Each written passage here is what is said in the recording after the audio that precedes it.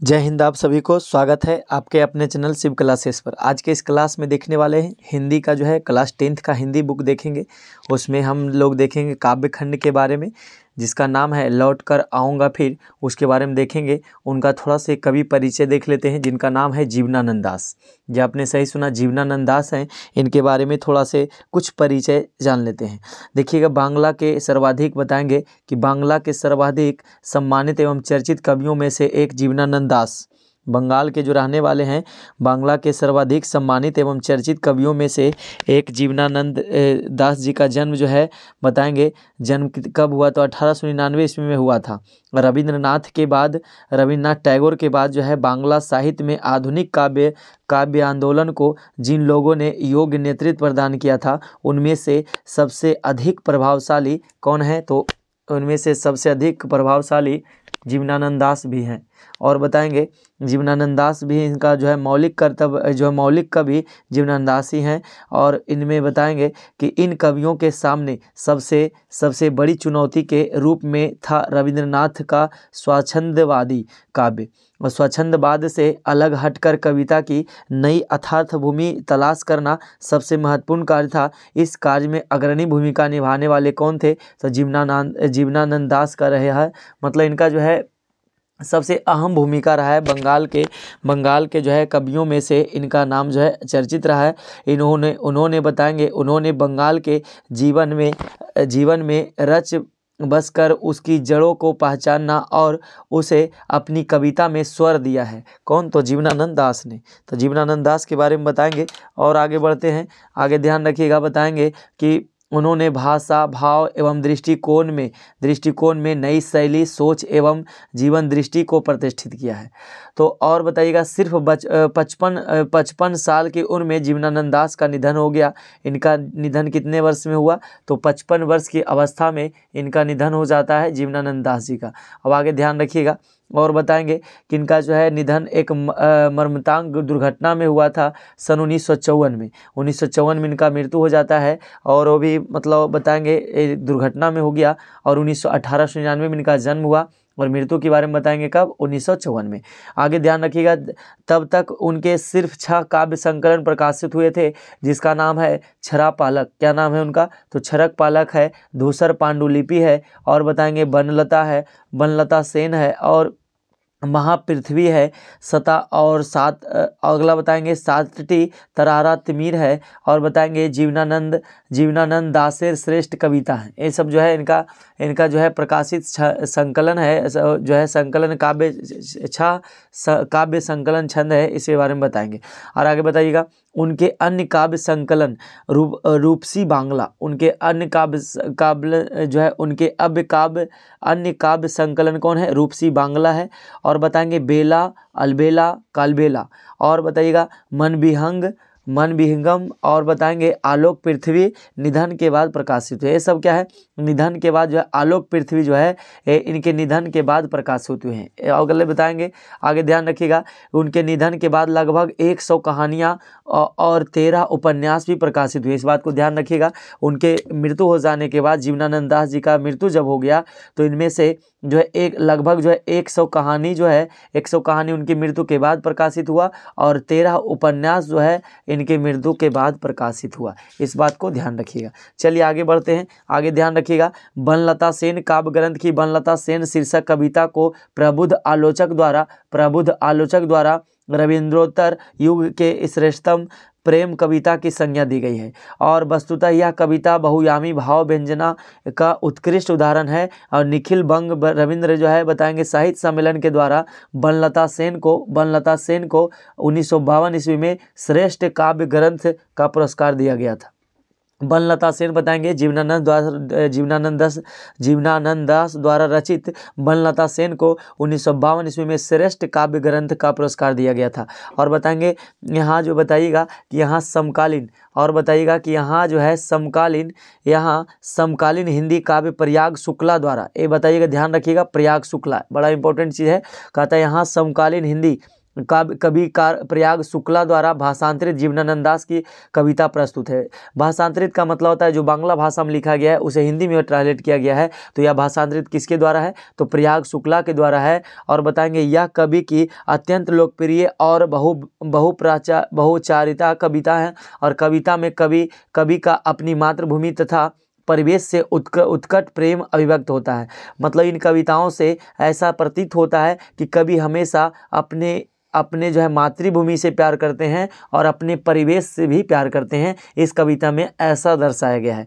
और बताएंगे बंगाल अपने नरसंगिक सम्मोहन के साथ चुनिंदा चित्रों में सांकेतिक रूप से कविता में विन्यस्त है। और इस नश्वर जीवन के बाद भी इसी बंगाल में एक बार फिर आने की लालसा मातृभूमि के प्रति कवि की एक मोहक भंगिमा के रूप में सामने आती है। मतलब ऐसा इस कविता को जब हम बताएंगे तो इस कविता में ऐसा बताया गया है, ऐसा चित्रित करता है यह कविता लौट कर आऊँगा फिर, जीवनानंद दास द्वारा जो रचित है। इसमें यह बताया गया कि बंगाल में हर हमेशा कवि जो है किस प्रकार आने की जिद करते हैं। चलिए अब देखिएगा कि किस प्रकार आने की जिद करते हैं और कविता में क्या कहते हैं। देखिए लिखा हुआ है, दिख रहा होगा आपको, लौट कर आऊँगा फिर लिखा हुआ दिख रहा होगा। नाम है क्या चीज़? लौट कर आऊँगा फिर। कविता का नाम है लौट कर आऊँगा फिर। लौट कर आऊँगा फिर। लिखने वाले का नाम बताएंगे जीवनानंद दास। लिखने वाले का नाम क्या है? जीवनानंद दास है। बताएंगे कहते हैं, कवि कहते हैं खेत है जहाँ धान के, कवि कहते हैं खेत है जहाँ धान के, बहती नदी के किनारे फिर आऊँगा लौट कर। कवि देखिए इन पंक्तियों के माध्यम से कवि यह अपनी भावना को व्यक्त करते हुए कहते हैं कि हमारा जीवन नश्वर है और हम खेत हैं जहां धान के, मतलब जहां धान की खेत लगी है। और बताएंगे जो है बहती नदी है, यहाँ जो बंगाल में जो नदियां बह रही है और इनके किनारे मैं ज़रूर लौट कर आऊँगा, ये अपनी कविता के माध्यम से बताते हैं। और एक दिन बंगाल में नहीं शायद होऊंगा मनुष्य तब होऊंगा अबाबिल। अब कहते हैं एक दिन मैं ज़रूर बंगाल आऊँगा और हो सकता है कि मैं शायद हो सकता है मैं बंगाल आऊँ तो हो सकता है मनुष्य ना हूँ। देखिए मनुष्य जीवन क्या है? नश्वर है। हो सकता है हमें एक बार मिला मनुष्य तन तो दोबारा मिले या ना मिले। तो कभी ऐसा भी जिक्र करते हैं कि पता नहीं हमें अगला बार मनुष्य तन मिले या ना मिले, लेकिन हो सकता है कि होऊंगा अबाबिल पक्षी हो जाऊँगा। हो सकता है मेरा जन्म बंगाल में आने के लिए, हो सकता है कि मैं फिर कौवा उस भोर को फूटेगा नहीं धान की फसल पर जो, और कोहरे के पाले से कटहल की छाया में। इस तरह बताते हैं कि हो सकता है कि मैं कौवा बनकर आऊँगा, भोर का फूटेगी किरण, जो सुबह का जो किरणें निकलती है उस किरणों में देखेंगे तो धान की फसल पर जो लहलहाते हैं, और कोहरे के पालने से कटहल की छाया तक भरता पेंग आऊँगा एक दिन। कभी हमेशा बंगाल में अपनी मातृभूमि के जो है मातृभूमि के प्रेम की गाथा को बताते हैं। और ये भी कहते हैं कि कवि को कितना इस पंक्तियों के माध्यम से कवि के जो है अपने अंदर आत्मा की भावना को प्रकट करता है। और कवि बंगाल में हर समय हर बार हर तरह से आने की जिक्र करते हैं। इसीलिए आगे बढ़ते हैं तो कहता है बनकर शायद हंस मैं किसी किशोरी का, कहते हैं हो सकता है मैं किसी किशोरी का हंस बनकर आऊँगा, और घुंघरू लाल पैरों में, हो सकता है कि मैं छोटे छोटे बच्चों के लाल पैरों में घुंघरू बन जाऊँगा, तैरता रहूँगा बस दिन भर पानी में, गंध जहाँ होगी ही भरी घास की। मतलब जीवनानंद दास कहते हैं कि हो सकता है जो व्यक्ति पानी में मछुआरे वगैरह होते हैं और नदी नाव में यदि मान ले जाए फटे कपड़े पुराने पहने करके और नदियों में यदि मान ले तैरता रहेगा तो हो सकता है मैं ही होऊंगा। और कहते हैं और गंध जहाँ होगी भरी घास की, और जहाँ पर गंध होगी वहाँ मैं मेढक बनकर आऊँगा, वहाँ मैं घास पर जो है चना जो भी चावल छीटा जाएगा उसको हम खाएंगे। और इस तरह के आने की बात करते हैं। और कहते हैं नदियाँ मैदान बंगाल के बुलाएंगे मैं आऊँगा, और यहाँ की नदियाँ जो है हमें बहुत लगाव है, यहाँ के बंगाल के मैदान से लगाव है, वो ज़रूर बुलाएंगे और मैं आऊँगा एक दिन। और जिसे नदी धोती ही रहती पानी से इसी हरे सजल किनारे पर, और मैं उस किनारे पर आऊँगा जिन किनारों पर नदियाँ जो है दोनों किनारों को हमेशा धोते रहती है, मैं उस किनारों पर अवश्य आऊँगा। ऐसा इनकी मन में ऐसा कवि की अभिलाषा है, इसलिए लौट कर आऊँगा फिर आने की बात करते हैं। और ये अब बताएंगे कि शायद तुम देखोगे, अब देखिए लोगों को सचेत कर रहे हैं कि आप लोग जो है बेफिक्र रहिए, मैं अवश्य आऊँगा, क्योंकि इतना प्रतिष्ठित और चर्चित कवि हैं इनसे, इसीलिए लोग जो है दुख यातना जता रहे, तो लोगों को जो है समझा बुझा रहे हैं कि लौट कर आऊँगा मैं फिर। और कहते हैं कि शायद तुम देखोगे शाम की हवा के साथ उड़ते एक उल्लू को, यदि तुम देखना, यदि शाम की हवा में कोई उल्लू उड़ते दिखे, या तो शायद तुम सुनोगे कपास के पेड़, अगर जो कपास के पेड़ पर उसकी बोली, या तो तुम नहीं देख पाओ तो सुनना, कभी सुन कर देखना कि जो कपास की खेती होती है वहाँ देखना कपास की खेती पेड़ों पर, कपास की पेड़ों पर उसकी बोली को सुन लेना। और घसीली जमीन पर फेंकेगा मुट्ठी भर भर चावल, शायद कोई बच्चा उबले हुए, जब कोई बच्चा उबले हुए जो है चावल को फेंकेगा, मुट्ठी भर भर चना को जो चावल को फेंकेगा, देखो रूपसा के रंग गंदले से पानी में, नाव लिए जाते एक लड़के को उड़ते फटे पालों की नाव में।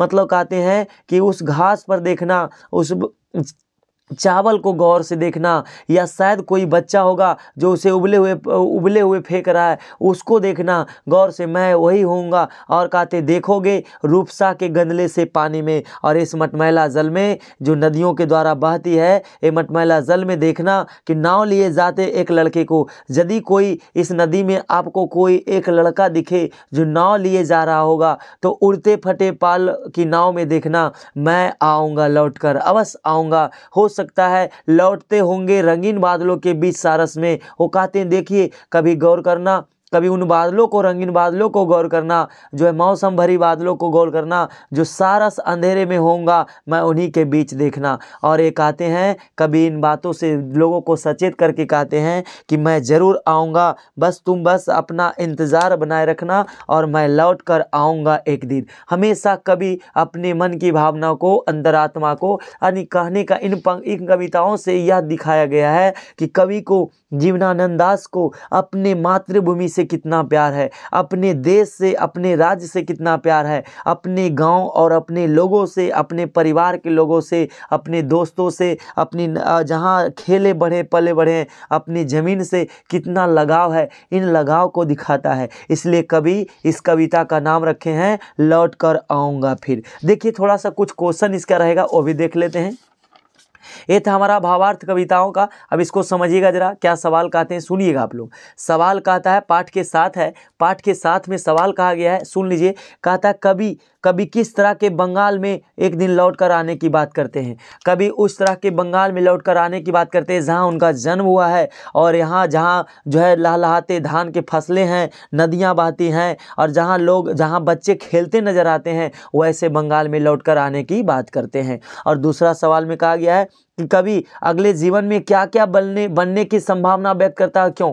देखिए कवि अगले जन्म में जो है, कवि अगले जन्म में क्या क्या बनने की संभावना करते हैं व्यक्त, तो बताते हैं कि हो सकता है मैं कौवा हो जाऊंगा, हो सकता है मैं अबाबिल हो जाऊंगा, हो सकता है मैं सारस बन जाऊंगा, उल्लू बन जाऊंगा, तरह तरह का जिक्र करते हैं। ऐसा क्यों, तो क्योंकि कवि जानते हैं कि मानव तन जो मनुष्य तन एक बार मिलता है तो पुनः दोबारा मिल नहीं पाता है, और इसके लिए अनवरत हमें कोई और अलग रूपों में आना होगा। इसलिए कवि जो है अगले जीवन में अनेक प्रकार के जो है संभावना व्यक्त करते हुए ये भी कहते हैं कि ऐसा इसलिए कहते हैं क्योंकि कवि को आशंका है, कवि को डर है कि पता नहीं हम हो सके अगला बार मनुष्य तन मिले या ना मिले, इसलिए मैं इन चीज़ों में आने की बात करते हैं और संभावना व्यक्त करते हैं। तीसरा सवाल कहता है अगले जन्मों में बंगाल में आने की क्या सिर्फ कवि की इच्छा है, स्पष्ट कीजिए। हाँ, तो बिल्कुल बताएंगे कि अगले जन्मों में बंगाल में आने की कवि की असीम इच्छा है, और यहाँ बताएंगे, स्पष्ट करेंगे, क्योंकि कवि इन जो कवि बहुत सारे पंक्तियों के माध्यम से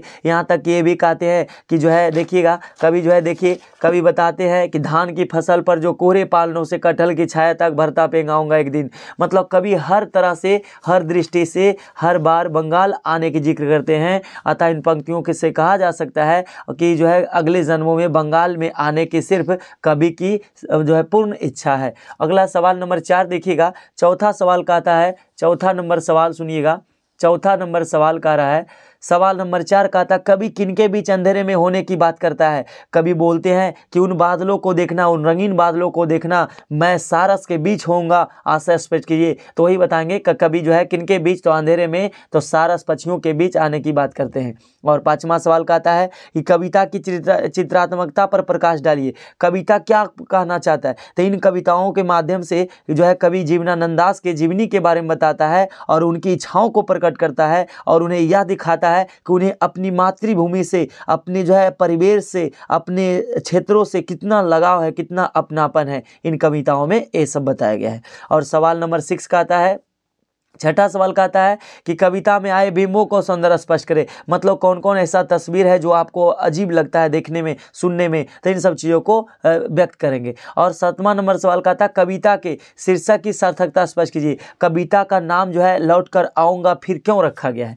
देखिए सवाल है, 7वां सवाल का आता है कि कविता के शीर्षक की सार्थकता स्पष्ट कीजिए। तो बताएंगे कविता का शीर्षक लौट कर आऊँगा फिर जो है बिल्कुल सत्य है, सही है, क्योंकि कवि हमेशा अपने बंगाल में आने की जिक्र करते हैं। कभी यहाँ तक कि जो कौवा, चील, अबाबिल जो है, अबाबिल पक्षी, और यहाँ तक कि सारस, उल्लू इत्यादि इन सब चीज़ों के बनने के, आने की आशंका व्यक्त करते हैं। यानी कि कविता के शीर्षक में हमेशा इर्द गिर्द कविता जो है हमेशा लौट कर आऊँगा फिर के इर्द गिर्द घूमते हैं। अतः कविता क्या है, कविता का शीर्षक लौट कर आऊँगा फिर सार्थक है। इन सब चीज़ों को जिक्र किया गया है। अब देखिए 8वां सवाल का रहा है, सवाल नंबर 8 दिया हुआ है कि कवि अगले जन्म में अपने मनुष्य होने में क्यों संदेह करते हैं।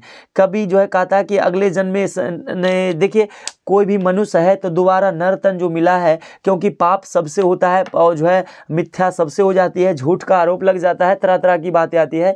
तो हमें जो है इसलिए कवि को ऐसा आशंका होता है कि मनुष्य तन जो दोबारा नहीं मिल पाता है। और इसका कारण क्या हो सकता है, तो इसका यह कारण हो सकता है कि मनुष्य चाहे कितना भी सही कर ले, लेकिन उनसे कहीं ना कहीं गलती हो जाती है। और गलती होने वालों से दोबारा जन्म मनुष्य में मिलना बड़ा जो है दुर्भाग्य की बात है। इसलिए कवि को ऐसा लगता है कि हम लोग क्या है, हम लोग नश्वर हैं। मनुष्य क्या है कि नश्वर है, मतलब मरणशील मनुष्य जो मरणशील होते हैं, और मरणशील होने के कारण मनुष्य जो है मनुष्य तन मिलना मुश्किल है। इसलिए कवि को आशंका है और संदेह को व्यक्त करते हैं। इसका मेन कारण क्या हो सकता है, इसका मेन कारण हो सकता है कि हम अपने जीवन में बहुत सारे गलतियों को किए होंगे, किसी का दिल दुखाए होंगे। तो इसीलिए हमें मनुष्य को जो है, कवि को ऐसा आशंका है कि हमें मनुष्य तन मिलना जो है, मनुष्य तन मिलने में क्या है, संदेह हो रहा है। अगला सवाल देखिए 9 नंबर सवाल कहता है कि व्याख्या कीजिए। कहता है बनकर शायद मैं हंस, मैं किशोरी का घुंघरू लाल पैरों में, तैरता रहूंगा बस दिन दिन भर पानी में, गंध जहाँ होगी ही भरी घास की। बताएंगे इन पंक्तियों, बोलेंगे प्रस्तुत पंक्तियाँ गोधूली भाग 2। बताएंगे प्रस्तुत पंक्तियाँ, याद रखिएगा, ध्यान से देखिएगा, ऐसे लिखेंगे व्याख्या में, लिखिएगा प्रस्तुत पंक्तियाँ गोधूली भाग 2। प्रस्तुत पंक्तियाँ गोधूली भाग 2 के शीर्षक बताएंगे, शीर्षक लौट कर आऊँगा फिर से ली गई है। लौट कर आऊँगा फिर से लिया गया है। और इन पंक्तियों अब बताएंगे जिसके रचनाकार या तो जिसके कवि जीवनानंद दास हैं। इन पंक्तियों के माध्यम से बताएंगे, इन पंक्तियों के माध्यम से कवि कहना चाहते हैं कि बनकर शायद मैं हंस किशोरी के, माने कवि ऐसा आशंका व्यक्त करते हैं कि हो सकता है मैं किसी के पैरों में जो है लाल घुंघरू बनकर आऊँगा, हो सकता है मैं शायद हंस बनकर आऊँगा और तैरता रहूँगा दिन दिन भर पानी में, जहाँ गंध आएगी जो है, जहाँ इस कोमल जल में जो भी घास फूस होंगे, यहाँ जो लताएं होगी, उन लताओं के बीच देखना, उन तालाबों में देखना,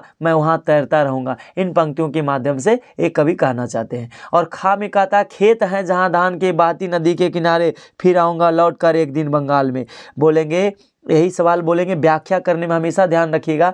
बोलेंगे प्रस्तुत पंक्तियाँ गोधूली भाग 2 के शीर्षक लौट कर आऊँगा फिर से लिया गया है, जिसके कवि जीवनानंद दास हैं। इतना करने के बाद लिखिएगा परचिन, इन पंक्तियों लिखिएगा प्रस्तुत इन पंक्तियों के माध्यम से कवि कहना चाहते हैं, कवि क्या कहना चाहते हैं, तो बताएंगे इन पंक्तियों के माध्यम से कवि कहना चाहते हैं कि खेत है जहाँ धान के बहती नदी, जहाँ पर जो है लहलहाती धान का पौधा होता है और बहती नदी है के किनारे फिर आऊँगा लौटकर। कवि जो हमेशा अपने भावनाओं को जिक्र करते हुए कहते हैं कि जहाँ मेरा जन्म हुआ है, जहाँ हम पले बड़े हैं, जहाँ के खेत में धान लहलहाते हैं, जहाँ नदियाँ बहती हैं, उसके किनारे मैं अवश्य आऊँगा एक दिन लौट कर बंगाल में। कभी जो है अपने आप को जो है पुनः जो है बंगाल में आने की जिक्र करते हैं, और ऐसा इसलिए क्योंकि उन्हें बंगाल से काफ़ी लगाव है। और बाकी देखिए आगे सवाल आपको दिख रहा होगा कविता के आसपास, मतलब इसके इर्द गिर्द होगा। आपको सवाल यहीं से आएगा, सवाल जो है कविता के साथ में जितने भी हैं इतना सवाल आपसे पूछा जाएगा। यहाँ से जो भी सवाल आपको दिख रहे हैं इतना ही सवाल आपसे पूछा जाएगा। इस तरीका से आप अपने जवाब को रखिएगा। फिर मिलते हैं अगले क्लास में। जय हिंद। यदि अच्छा लगा तो यदि चैनल पर पहली बार है तो आप लोग जो है सब्सक्राइब अवश्य कर लें, और वीडियो अच्छा लगता है तो लाइक अवश्य करें। फिर मिलेंगे अगले क्लास में। सभी को जय हिंद, बाय। आपका दिन शुभ हो।